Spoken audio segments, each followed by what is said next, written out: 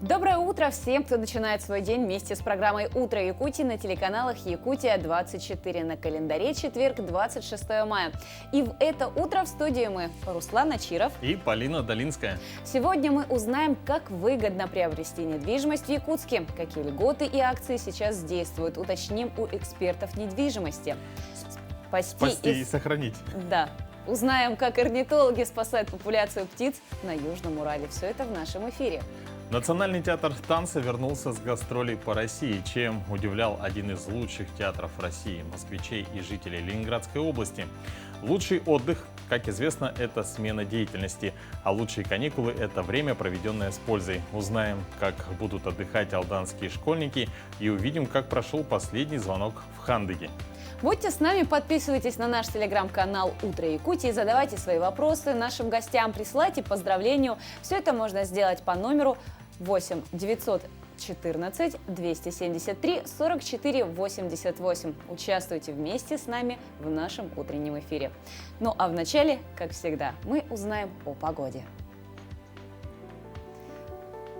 По данным Гисметео, в это утро в центральных районах столбик термометра показал 3 градуса выше 0.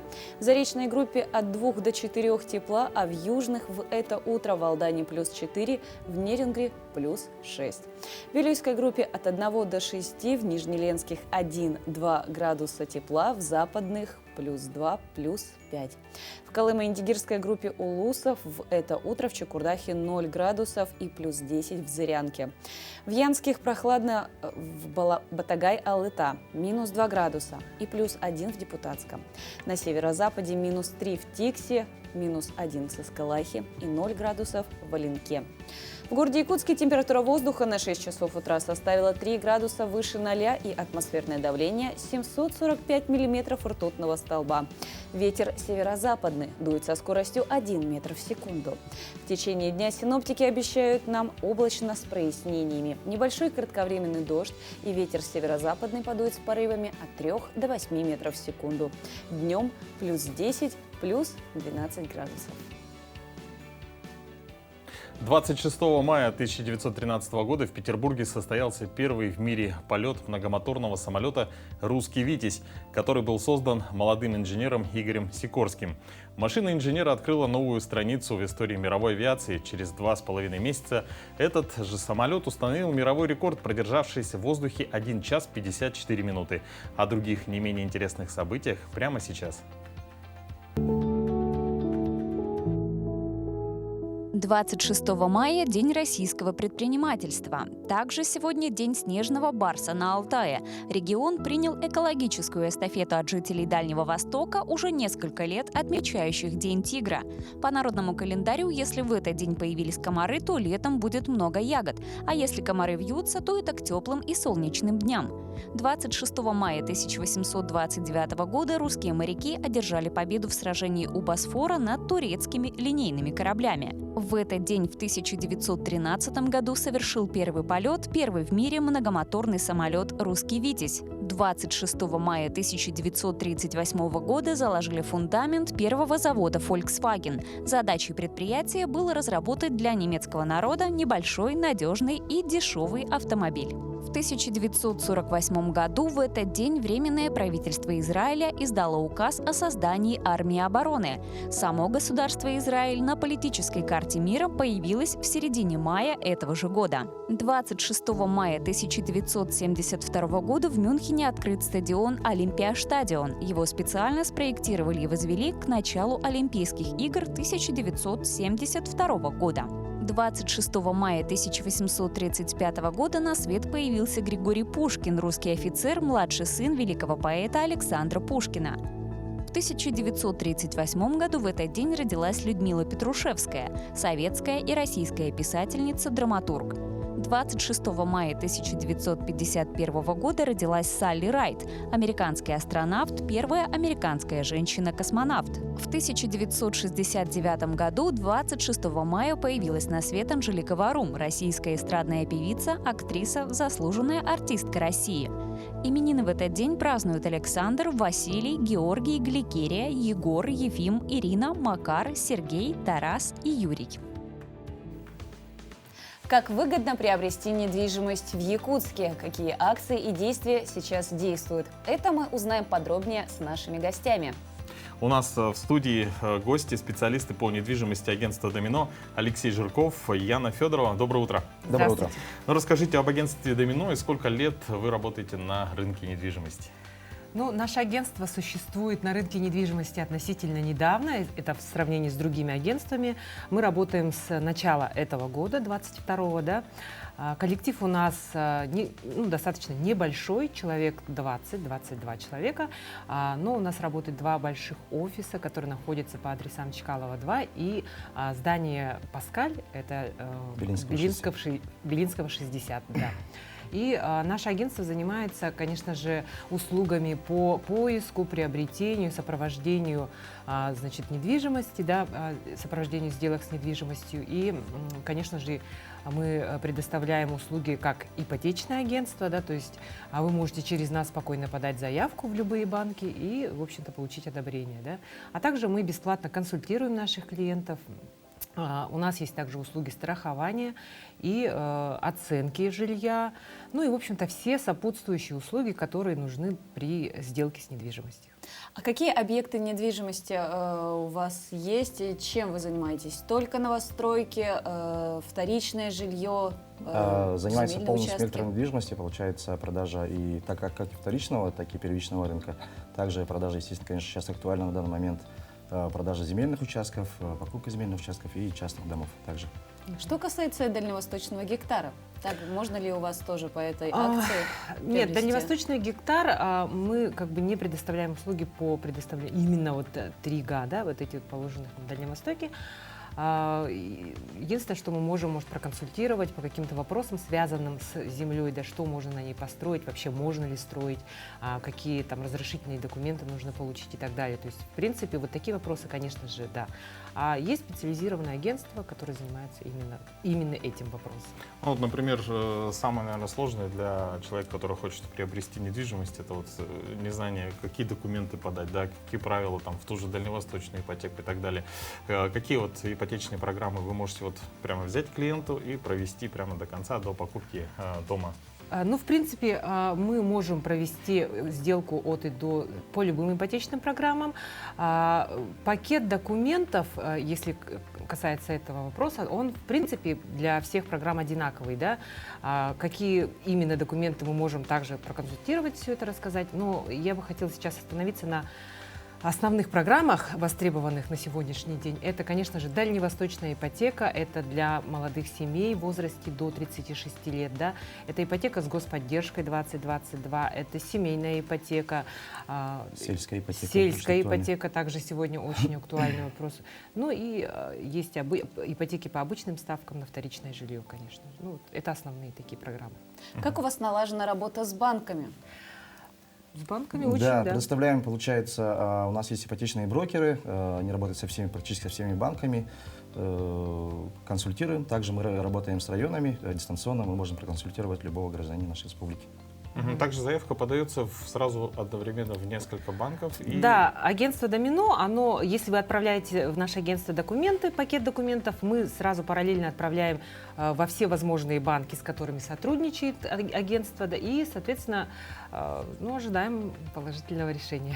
Что очень удобно, получается, да, у нас подходит клиент к нашему агентству, и, получается, через наше агентство уже по все банки в одном месте, получается, можно оформить. Да. А если семья планирует переезд за пределы республики, можно ли также с помощью услуг вашего агентства приобрести его в другом городе?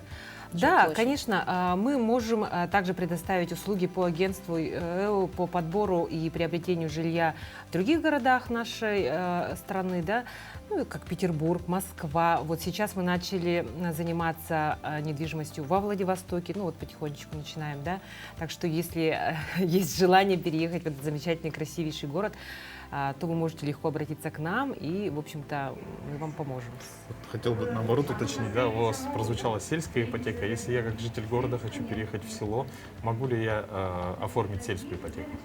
Любой житель, получается, нашей страны, федерации, может оформить сельскую ипотеку, купить именно сельские ипотеки в селе, в деревне, не больше численностью 30 тысяч человек.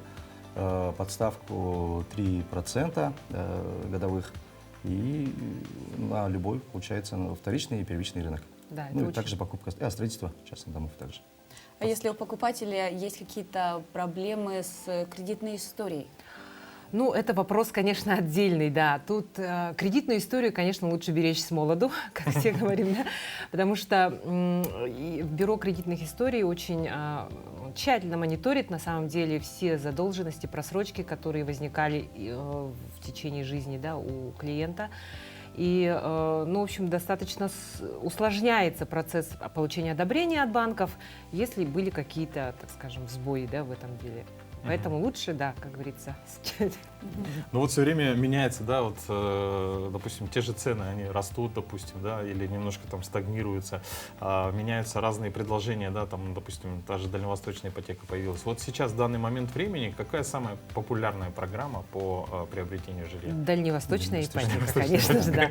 Дальневосточная ипотека – это программа, я как уже говорила, для молодых семей в возрасте исключительно до 36 лет. Ставка от 1,7%, как правило, да, с первоначальным взносом от 15%, это по условиям банков.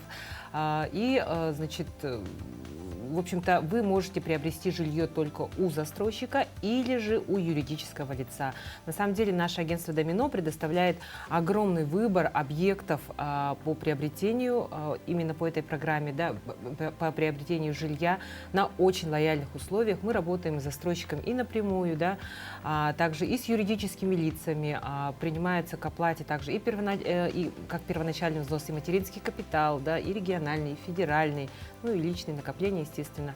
То есть, в принципе, если вы захотите купить новую квартиру, ценовой диапазон у нас совершенно разный, да, и объекты у нас совершенно разные, то обращайтесь к нам, мы вас бесплатно абсолютно проконсультируем, сделаем подбор жилья, ну и, соответственно, проведем сделку, как говорится, от начала и до конца. Я думаю, все будут довольны. Ну, друзья, я напомню, что у нас в гостях специалисты по недвижимости агентства «Домино». Я думаю, что на некоторые ваши вопросы они ответили. Вам большое спасибо. Также, если у вас, дорогие телезрители, есть желание приобрести или есть вопросы по приобретению недвижимости, смело обращайтесь в агентство недвижимости «Домино».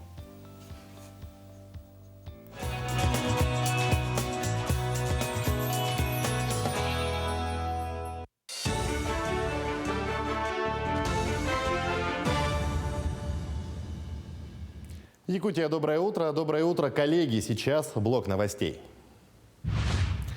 В арктических районах установят оборудование по обезвреживанию отходов в рамках республиканской господдержки.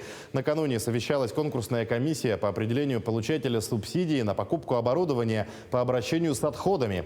Согласно заявке, предприятие планирует приобрести мобильные инсинераторные установки и установку пиролиза для Оленёкского, Жиганского и Абыйского районов. Сумма финансирования из госбюджета республики составит почти 41 миллион рублей. Выплаты на улучшение жилищных условий в этом году получат свыше 120 многодетных семей в республике. В этом году в 2 раза увеличилось количество получателей выплаты из числа семей, имеющих 5 и более несовершеннолетних детей. Средства получат 124 семьи из 14 районов и Якутска, говорится в сообщении. Также выплаты направят 2 семьям из Сунтарского и Ленского районов, имеющих 10 и более детей. Отмечается, что на эти цели из бюджета республики выделено 500 миллионов рублей. Единовременную выплату в 100 тысяч рублей выпускникам, получившим на ЕГЭ этого года 100 баллов, учредили в республике в честь столетия Якутской АССР. Об этом в своем телеграм-канале сообщил глава региона Айсен Николаев. Он выразил уверенность, что денежная премия станет заслуженной наградой за старания и отличные показатели выпускников. Это оценка труда наших выпускников, это путевка в жизнь, первоначальная, значит, материальная поддержка, которая будет направлена, наверное, для обучения, для последующего. Высокая оценка – это дополнительная мотивация. Правительство России расширило возможности пушкинской карты. Теперь по ней можно будет посмотреть все российские фильмы, в том числе созданные без господдержки. Ранее программа распространялась только на кинокартины, которые были созданы при участии Минкультуры России или Фонда кино, а также регионами. Решение об этом будет принимать специальный экспертный совет Минкультуры России. О необходимости связать господдержку кинопроката с показом отечественных фильмов говорил президент Владимир Путин. Раньше программа распространялась только на кинокартины, которые были созданы при участии Министерства культуры или Фонда кино, а также регионами. Таким образом, молодые люди в возрасте от 14 до 22 лет смогут на льготной основе ознакомиться с современными российскими кинолентами. В преддверии юбилейного эсэха Улунхо Верхневилюйске закупили 8 электромобилей для передвижения от стоянки до места проведения праздника. В приоритете пассажирами будут пожилые и люди с маленькими детьми. Идею новой услуги притворили в жизнь молодежь при поддержке главы Улуса. Привезли 5 электромобилей и ждут еще 3. Эта техника очень удобная, не требует специальных категорий вождения, вмещает до 5 пассажиров. Главное – это наличие асфальтированной дороги. Чтобы гостям эсэха было комфортно передвигаться, сделают удобный маршрут. Кандидатов в водители много. Обязательное условие – это возраст старше 18 лет и наличие водительского удостоверения. Эти электромобили заряжаются от электросети 220 вольт. Очень удобные, практичные, компактные и, главное, экологичные. Электрические, поэтому выхлопа нет и шума тоже нет от мотора. На полном заряде проезжать где-то 90 километров, но это покажет тестирование. Доброе утро всем, кто к нам присоединился. В эфире телеканала Якутия-24 НВК Саха. Программа «Утро Якутии». В студии работаем мы, Руслан Ачиров и Полина Долинская. На календаре 26 мая, и сейчас самая пора, когда выпускники и школьники слышат свой последний звонок. И в Тампонской многопрофильной гимназии имени Вячеслава Штырова для 18 выпускников прозвенел последний звонок. Впервые после пандемии этот праздник офлайн прошел в новом здании гимназии, который был открыт в конце 2020 года. Учителя, родители, друзья – все имели возможность поздравить выпускников. Елена и Эдуард Коробейниковы горды и счастливы одновременно. Сегодня среди 18 выпускников Тампонской гимназии их сын Максим, уже второй выпускник этого образовательного учреждения. Ровно 10 лет назад также на сцене, правда, старой гимназии, стояла их старшая дочь. Что для меня этот день?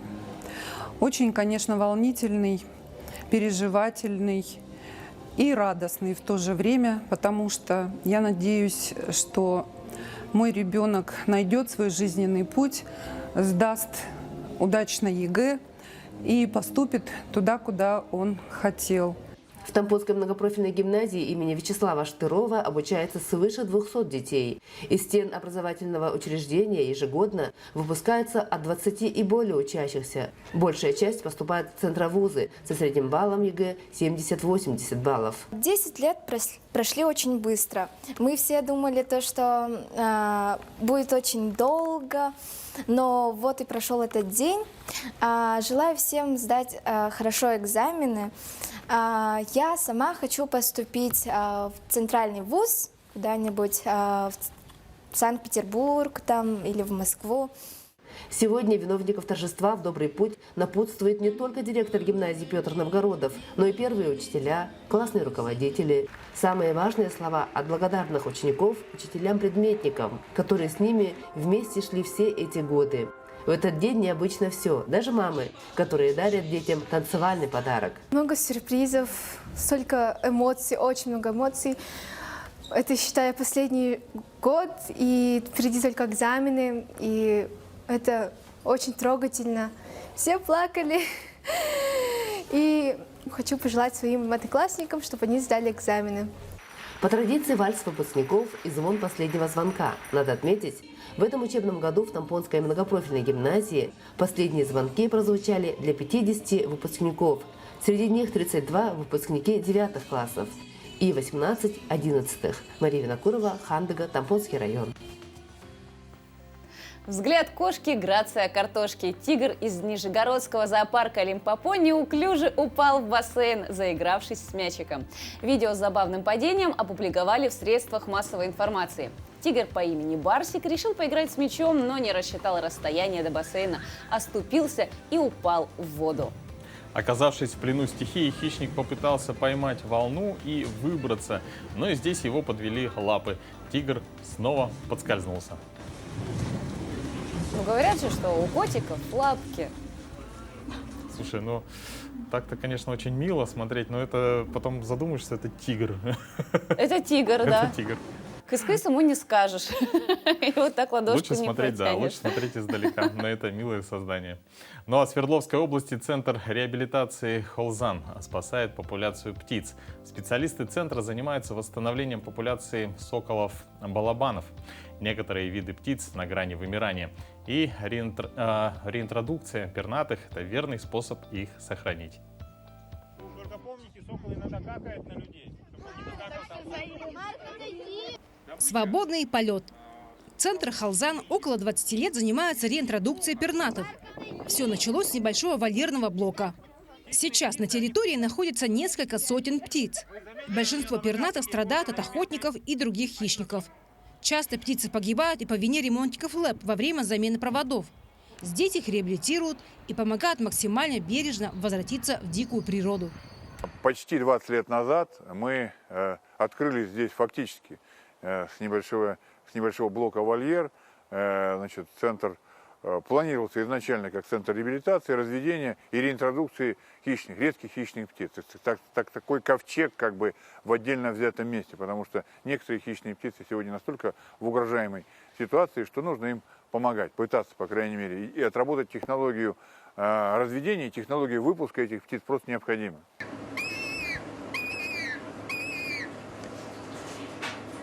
Здесь заботятся, холят и лелеют.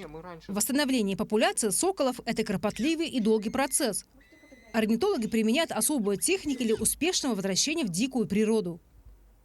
Птенцов обучают высаживаться в искусственном гнезде, выкармливают для того, чтобы они в будущем могли возвратиться обратно.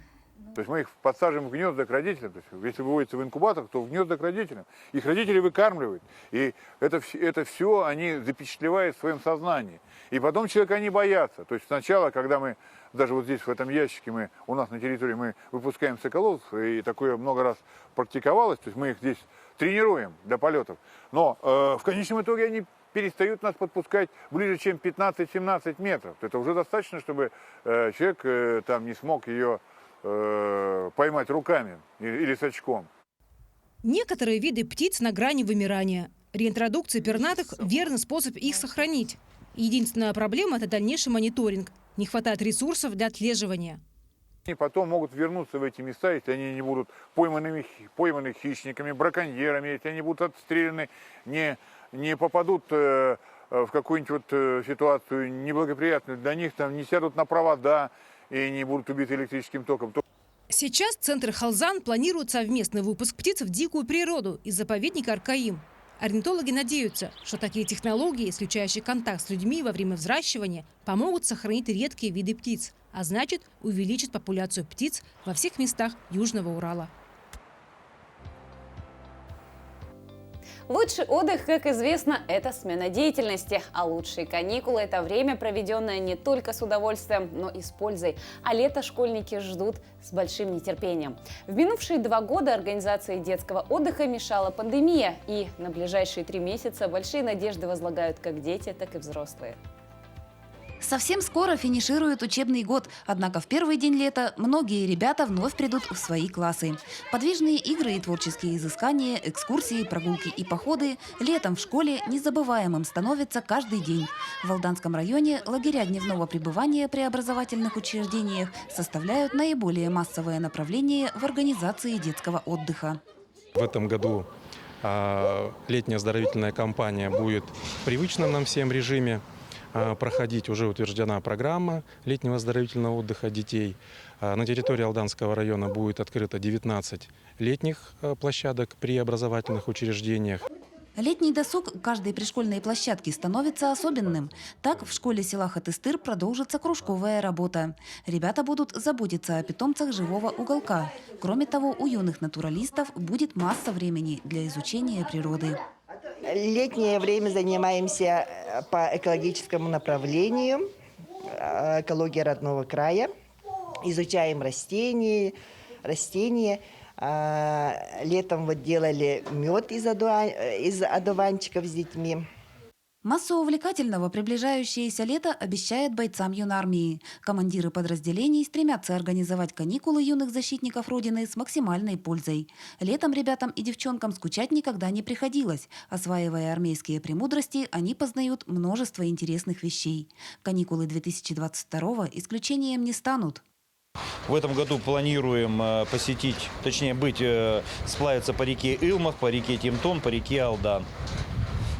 Планируем начать именно летний отдых с 1 июня, с Дня защиты детей, и так далее. Пойдем до августа месяца. В последние 2 года в организацию отдыха серьезные коррективы вносила пандемия. И на наступающее лето большие надежды возлагают как дети, так и взрослые. Наряду с лагерями дневного пребывания планируется организация трудовых отрядов. В 2 смены будет работать Томодский лагерь «Берег дружбы». Летние площадки у нас открываются с 1 июня, а первый сезон на «Береге дружбы» начнется с 20 июня. И второй сезон начнется с 20 июля. Ожидается, что наступающим летом организованно отдохнут более 4000 школьников. На данные цели будут направлены деньги местного и республиканского бюджетов. Семьи, которые организуют отдых детей самостоятельно, смогут получить компенсации. В бюджете предусмотрены средства на компенсацию родителям отдых детей за пределами нашей республики, за пределами района. Лучший отдых – это не только смена деятельности, это всестороннее развитие и многообразие впечатлений. А лучшие каникулы – это время, проведенное с удовольствием и с пользой. Татьяна Вахнина, Георгий Баранов, Алдан. В Москве в Третьяковской галерее вывесили картину «Иван Грозный и сын его Иван» Ильи Репина. Спустя 4 года после нападения. Реставрация выдающегося живописного произведения длилась 4 года. Напомним, что инцидент с полотном произошел 4 года назад. Мужчина разбил столбиком ограждения остекление картины и порвал холст в 3 местах. На прошлой неделе в Третьяковке заявили о завершении реставрации экспоната. А между тем, известные картины русских художников Тропинина, Сурикова, Айвазовского, Репина из коллекции Третьяковки скоро можно будет увидеть в городе Якутске. Масштабный выставочный проект «Сокровища Третьяковской галереи» приурочен к 100-летию образования якутской автономии. Откроется он в Национальном художественном музее в начале июня. Полсотни живописных и скульптурных произведений 19-20 веков уже прибыли в столицу республики, а наша съемочная группа уже увидела процесс подготовки к выставке. Более 50 работ самых именитых художников 19-20 веков привезены на днях в Якутск отдельным самолетом с соблюдением всех температурных требований. По словам организаторов, несмотря на отдаленность и сложную транспортную логистику, доставка экспонатов прошла успешно. Но несмотря на все предосторожности, произведения искусства все же испытывают своеобразный стресс. Конечно, картины разного периода. 20-21 века им полегче. 18-19 века, конечно, им посложнее. Там больше кракелюра, там больше каких-то проблем с состоянием сохранности. Но вы знаете, у нас прекрасные реставраторы. И обычно все картины перед этим осматриваются, укрепляются, если необходимо, в нужных местах. И мы, конечно, стараемся выдавать под специальными антибликовыми стеклами. Они играют такую защитную функцию. Но, как говорится, игра стоит свеч. Жители Якутии, не имеющие возможности выехать за пределы республики, получат уникальную возможность увидеть своими глазами известные произведения Третьяковской галереи. Шедевры мирового художественного искусства, на днях прибывшие из Москвы в Якутск, пока находятся вот в таком виде. Но, как говорят специалисты, это сделано специально, потому что по прибытии они должны настояться, буквально надышаться якутским воздухом и привыкнуть к местному климату перед тем, как их подготовят к показу якутскому зрителю. А посмотреть действительно есть на что, ведь большинство картин узнаваемы для широкого зрителя. Одним из первых выставку в качестве представителя принимающей стороны увидел Владислав Левочкин. Я, конечно, тоже поражен. Мы, конечно, знали, что готовят нам работы из основной экспозиции, из той экспозиции, которая сейчас стоит в Третьяковской галерее, но что именно настолько известные работы, которые, конечно, все мы знаем, видели их в учебниках, и сможем увидеть их вживую. Это, конечно, очень вдохновляет, очень радует. Я думаю, что будет большой интерес. Большой интерес якутян к выставке понятен и ожидаем. Многие за время пандемии испытали буквально культурный голод. И организаторы, когда планировали выставку, учли и этот факт. Но мне хотелось привести в Якутск картины такие, знаете, позитивные, с хорошей энергетикой, эмоционально насыщенные добром, светом, какой-то теплотой. Мне не хотелось в состоянии такой тревоги сейчас, да, и переживаний добавлять какого-то драматизма, трагедии или что-то было бы конфликтное. Конечно, здесь есть картины, которые отражают все проблемы русского искусства и русской истории 19-20 века. Без этого невозможно обойтись. Наша вся история на конфликтах построена. Но все-таки здесь очень много такого жизнерадостного искусства. Впервые выставка Третьяковской галереи в Якутске прошла в далеком 1978 году. Тогда в основном были представлены работы художников советского времени. Предстоящая выездная выставка уникальна как по составу работ, так и по ее масштабности.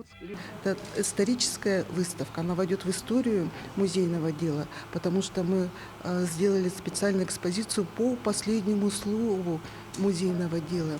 Приобрели и музейный свет, и климатическую аппаратуру. После этого мы можем принимать уже и другие крупные федеральные музеи смело. Выставка Третьяковской галереи откроется в Якутске 2 июня и продлится ровно 1,5 месяца. Туяра Филиппова, Павел Пахомов, Якутск. Мы продолжаем нашу рубрику «Пусть мама придет».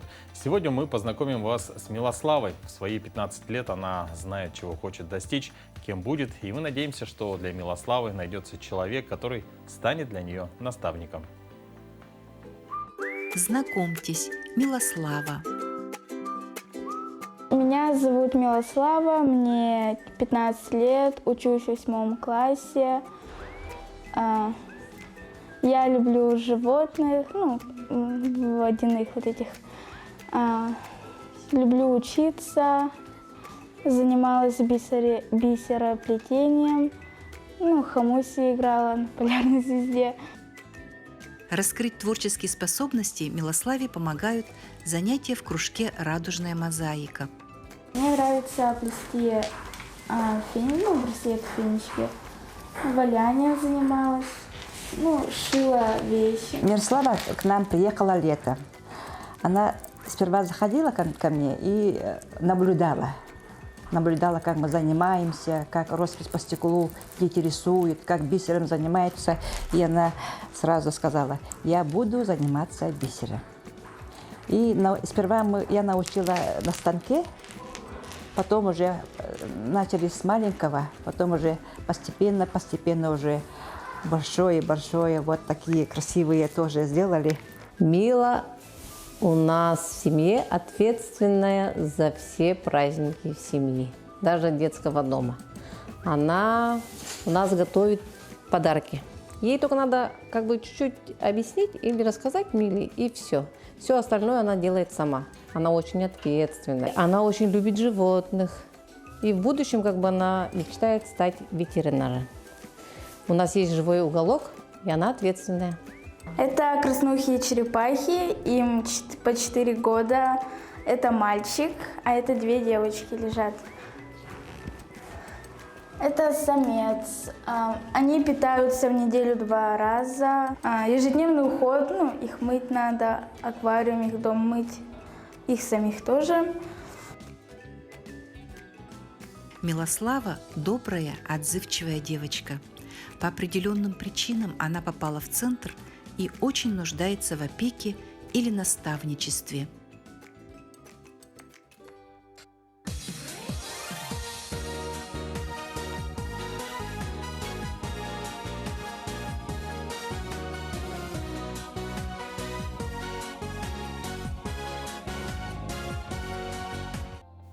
Рукоделие с душой. В Якутии много талантливых и творческих людей, особенно мастериц, которые своими золотыми руками создают истинные шедевры.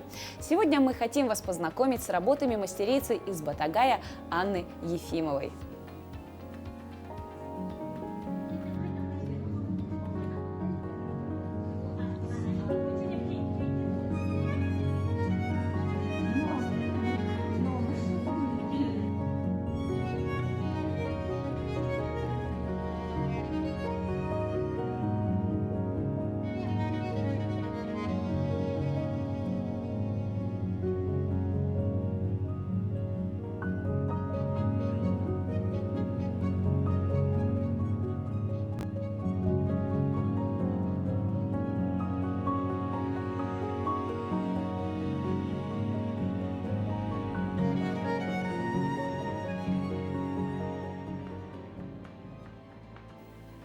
Очень красиво. Вообще всегда меня удивляет, что люди могут творить своими руками вот такие вот замечательные изделия.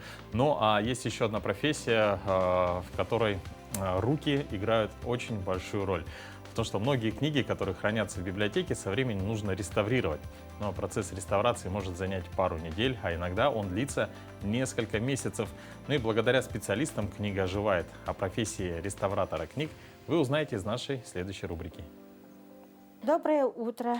Меня зовут Старостина Мария Николаевна. Я реставратор Национальной библиотеки Республики Саха-Якутия. Я в профессию пришла случайно.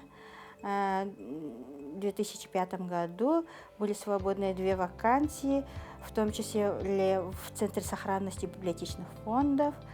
И я была принята библиотекарем 1 категории с функциями реставратора. И при поступлении я вообще не знала, кто это такой, что за профессия. Через месяц я была направлена на обучение в региональный центр при Томском государственном университете. В мои обязанности входит реставрация редких книг. В основном это книги 19 века, начала 20 века. Самая старая книга, с которой я столкнулась, это церковные книги были 1820 года, по-моему, было. Если говорить об этапах, то сначала осмотр идет предреставрационный, затем идет расплетение, разброшировка документа. Все документы проходят промывку при реставрации, так как при промывке происходит вымывание водорастворимых загрязнений. Затем мы восполняем утраты на листах. Потом идет шитье блока, затем реставрация переплета. Иногда бывает 2 дня очень толстую книжку можно сделать, иногда 2 месяца очень тонкую, там 20-30 листов приходится. Для реставратора важны такие качества, как терпение, усидчивость и аккуратность. Для того, чтобы получить профессию художника-реставратора, нужно целенаправленно поступить в Суздальский филиал Санкт-Петербургского института культуры. Это единственное в стране учебное заведение, которое готовит художников-реставраторов. В фонде нашей библиотеки много книг, требующих реставрации. И я бы хотела, чтобы в наш центр пришли новые работники, молодые, со специальным образованием художника-реставратора. Покуда есть книги и читатели, наша профессия будет востребована. Действительно, очень необычное, завораживающее зрелище, особенно даже когда не имеешь представления, как все это происходит, а тут еще увидеть своими глазами. Это, конечно же, профессия, которая требует ювелирной точности и полной отдачи. Ну а сейчас у нас время новостей. Мы передаем слово нашим коллегам из информационной службы.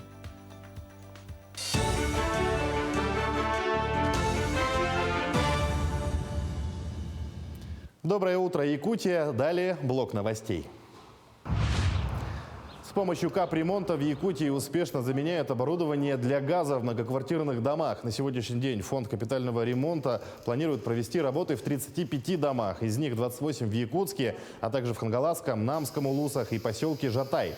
Согласно закону, срок эксплуатации внешних газовых труб составляет 50 лет, внутренних – 30 лет. По истечении этого срока жители многоквартирного дома обязаны самостоятельно проходить независимую техническую диагностику, подтверждающую возможность дальнейшей эксплуатации газового оборудования. В настоящий момент Лермонтова 24 у нас на стадии завершения. Буквально на днях завершаем работу и будет приемка выполненных работ. В целом, по республике фондом заключено 4 договора на 35 домов. И в этом году мы на сегодняшний день завершили 7 домов и 1 дом на стадии завершения. Работы начались с начала года, то есть зимний период начался, период работы. Но это, как считается, благоприятный период, осенне-весенний период, потому что летом собственники, как правило, уезжают в отпуска, и в связи с этим у нас доступа не бывает. А когда доступа нету, полноценного замены трубопровода, это при замене газового оборудования не допускается. Учеников Актемской средней школы обучают основам видеомонтажа. Краткосрочные курсы проводят на базе колледжа инфраструктурных технологий. Школьники 6, 7 и 8 классов впервые знакомились с одной из наиболее распространенных профессиональных программ. Первый день преподаватель объяснила интерфейс программы, общую теорию и другое. Далее дети уже сами взялись за практику и начали монтировать ролики и добавлять разные эффекты. Накануне у актемских школьников был последний день обучения. Они получат сертификат о прохождении курсов. Далее сами смогут монтировать видеоматериалы. Они разрабатывали, проектировали свой ролик на тему «Мой любимый фильм» или мультфильм. И они рассказывали про интересные факты, про любимые персонажей из этих фильмов или мультфильмов. И сегодня у них получаются уже короткие видеоролики на минуту, на 2 минуты. И в будущем они эти ролики могут уже залить на свой YouTube. Да, ребята очень интересуются новой программой и говорят, что огромный функционал, и что они только-только начинают изучать базу, и в будущем можно будет углубиться и уже постигать другие инструменты.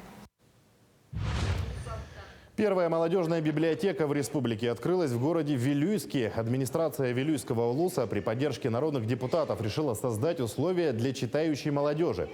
Отмечается, что новое пространство в библиотеке с интересным дизайном, площадками для чтения и релаксации, богатым книжным фондом даст стимул практике по использованию молодежных библиотечных инициатив и станет фундаментом для будущих успешных стартов молодежных проектов и креативных идей. Мы, как молодежь Вилюйского района, очень рады, что для нас открыли такую инновационную молодежную библиотеку с таким интересным дизайном. Я думаю, что молодежи города Вилюйска, Вилюйского района будет очень интересно приходить сюда, посидеть здесь, почитать очень интересные книги и проводить свое время с пользой. К текущему часу это все новости. Всего доброго и удачного дня. В Ленинградской области прошли гастроли Национального театра танца Республики Саха-Якутия имени Сергея Зверева «Каилуала». Якутские артисты успешно выступили в 7 городах России. Эти гастроли были организованы по федеральной программе «Мы, Россия» для национальных коллективов и посвящены столетию образования якутской автономии и году народного искусства и нематериального культурного наследия народов России. И у нас в студии гость Вера Николаевна Черноградская, заведующая литературной частью, заслуженный работник культуры Республики Саха-Якутия. Доброе утро. Доброе утро. Ну, эти гастроли для Национального театра танца были особенными. Этот был такой большой насыщенный тур после пандемии, да, и этот тур был организован Росконцертом. Расскажите о программе «Мы Россия» и сколько коллективов принимало участие? Вообще заявку подали 87 коллективов. Экспертная комиссия выбрала 30. Куда мы вошли. Вот 30 счастливых коллективов представляют в этом году свое искусство в городах России. Начались гастроли у нас с 28-го. Первое выступление у нас было в Москве, в Российском академическом молодежном театре, где мы раньше доселе еще показывали свои спектакли 2 раза. Поэтому сцена была знакома, но все-таки мы представили этнобалет Рашида Калимуллина «Дети белого солнца». Московский зритель принял очень тепло, артисты выступали с большим удовольствием. И вся программа, вот весь показ прошел на очень высоком уровне. Критики, балетоведы на круглом столе после этнобалета заметили стремительный прорыв, большой рост артистов и в физическом плане, и эмоциональном плане. И сам этнобалет, он сложный. Он рассказывает о наших истоках, о наших корнях, о тюрках, о том, как мы прибыли на Среднюю Лену, и о том, какие испытания мы прошли. И, конечно же, показывается большая любовь прекрасной Айяку и юношей Тимир-Ола. А какой еще репертуар вы предоставили? Да, мы вот этнобалет «Дети белого солнца» показали еще в Эрмитажном театре в Санкт-Петербурге в 5 мая. И 5 концертов «Благословения земли Алонхо» в городах Зеленоград, Серпухов, промышленных городах Понтонный, Металлострой и в городе-музее Пушкин. Ну, кстати, Национальный театр танца войдет в 100 шедевров по результатам Года культурного наследия народов России. Мы вас поздравляем. Спасибо. Это очень такое важное событие этих гастролей. В рамках гастролей еще мы познакомились с генеральным директором Дома народного творчества с Тамарой Валентиновной Пуртовой, которая пригласила на первое заседание Года народного искусства и нематериального культурного наследия народов России, который состоялся 27 апреля, в день столетия республики, в Доме правительства, в Доме Пашкова. Для того, чтобы туда попасть, надо было выкупать билеты заранее. То есть даже мы поменяли билеты, потому что это очень ответственно. И наши артисты выступили с якутским танцем «Асохой». Дмитрий Артемьев запевал. После, значит, присутствовали министр культуры Ольга Любимова, заместитель председателя правительства Российской Федерации Татьяна Голикова и заместитель руководителя администрации президента Российской Федерации Магомед Салам Магомедалиевич. Ну вот якутская культура, асоха и национальная самобытность театра, она как раз-таки покорила зрителей. Мы знаем, что в Москве и Санкт-Петербурге гастроли театра прошли с аншлагом. Как принимали зрители, кстати, земляки наши, которые живут в этих городах, как раз-таки, у которых давно покинули территорию нашей республики, но скучают по своему родному краю. Да, в числе зрителей, конечно, были и наши земляки. Это, конечно, в первую очередь. Это огромная поддержка. Ну и вот местных жителей, столичных зрителей было тоже предостаточно. Гастроли прошли как большой праздник. Каждый день новые лица, каждый день новые города. Прекрасные большие дворцы культуры, еще которых строили в советское время.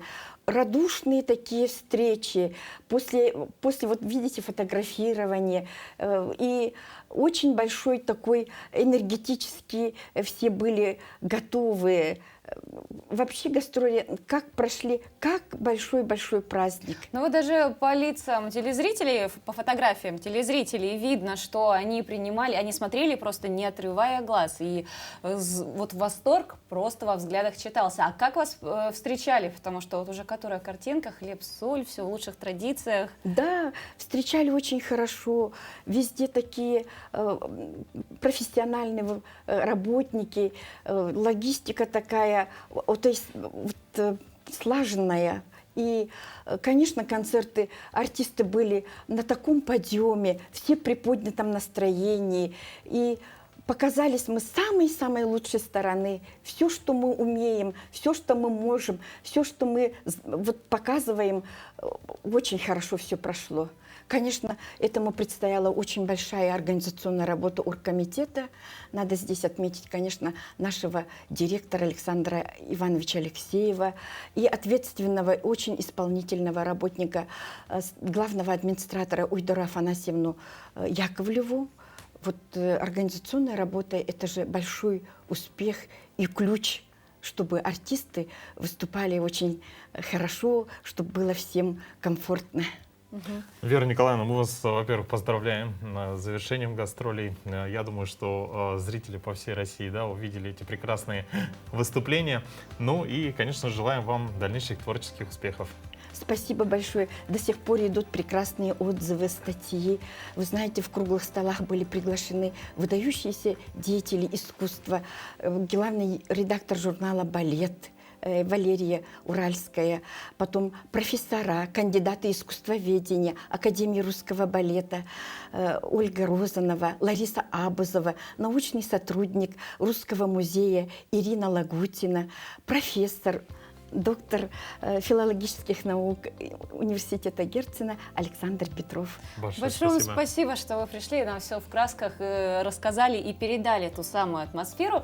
А мы двигаемся далее. Как провести эти выходные? Киноафиша в этот раз очень многообразна. Здесь и семейные комедии, а также ужастики и мультики для самых маленьких.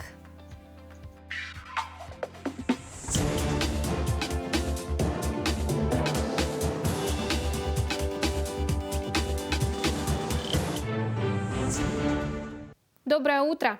Сегодня в прокате кинотеатра «Лена» отечественная комедия «Мой папа вождь» с Дмитрием Нагиевым в главной роли, то есть в роли вождя. Герою Нагиева повезло и не повезло одновременно. Его судно попало в шторм, и он пропал без вести, что печально. Но зато выжил и даже умудрился прижиться в каком-то африканском племени, где в итоге дослужился до вождя.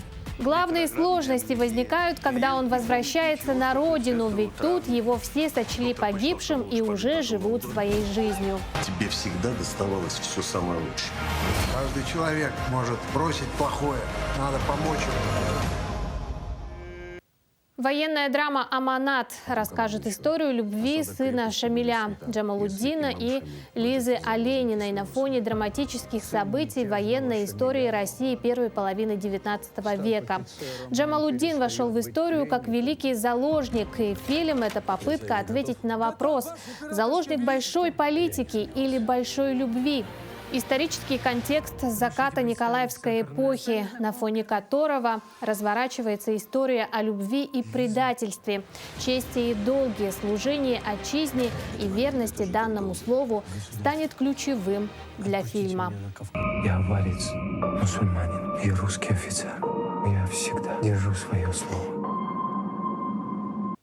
А любителей ужасов кинотеатр «Лена» приглашает на «Остров призраков». После загадочной смерти жены убитый горем Эрик уезжает на удаленный безлюдный остров. Однако тихое уединение в идеальном на первый взгляд убежище оборачивается настоящим кошмаром. Мстительные духи острова не дают успокоить тайны прошлого, заставляя Эрика разобраться с собственными демонами. Она не поможет тебе. Думай! Думай! Остров призраков. Шеф-повар модного лондонского ресторана Энди Джонс приходит на работу, где его ждет, пожалуй, самый сложный день жизни. Санинспектор, который за ряд нарушений снизит оценку ресторана с 5 звезд до 3, нехватка продуктов, опаздывающие сотрудники, визит знаменитого гастрокритика, похмелье и, в конце концов, аншлаг. Главная фишка фильма «Точка кипения» заключается в том, что фильм снят одним кадром. Вся история действительно снималась целиком за 4 дубля, из которых наиболее удачным оказался 3-й. И здесь нет ни одной склейки. Это твой ресторан, но деньги мои, слышите? Помогите кто-нибудь! Точка кипения. Также в прокате фильм «Святым тут не место» с Тимом Ротом. По сюжету наемный убийца по прозвищу Иезуит выходит из тюрьмы и планирует уйти на покой, но узнает, что какая-то банда убила его жену и похитила сына. Теперь Иезуит с особой жестокостью перевернет весь преступный мир и запачкает в крови не только похитителей, но и всех, кто встанет у него на пути.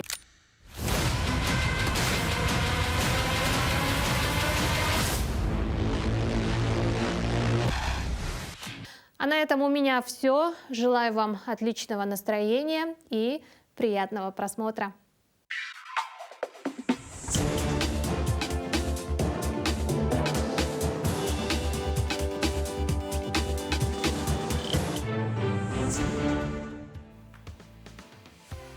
Ну вот и подходит к концу наш эфир. Я думаю, много интересного и полезного вы за сегодняшний день узнали. Также вы теперь можете планировать начало июня. Вы можете посетить галерею, увидеть Третьяковской галереи шедевры. Также вы можете отправиться уже в эти выходные в кинотеатры и посмотреть свежие кинопремьеры.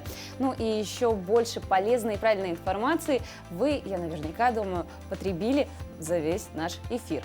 Ну и, конечно, мы желаем вам бодрого утра, отличного начала дня. Ну и не забывайте, что мы всегда работаем в прямом эфире, и вы можете также свои пожелания, поздравления или вопросы нашим дорогим гостям отправлять на наш номер 8 914 273 44 88. Ну а также подписывайтесь на наш телеграм-канал «Утро Якутии», где мы публикуем все самое интересное. Ну и, конечно же, также читаем ваши комментарии. На этом, дорогие друзья, мы завершаем наш эфир и желаем вам отличного продолжения дня. Увидимся завтра.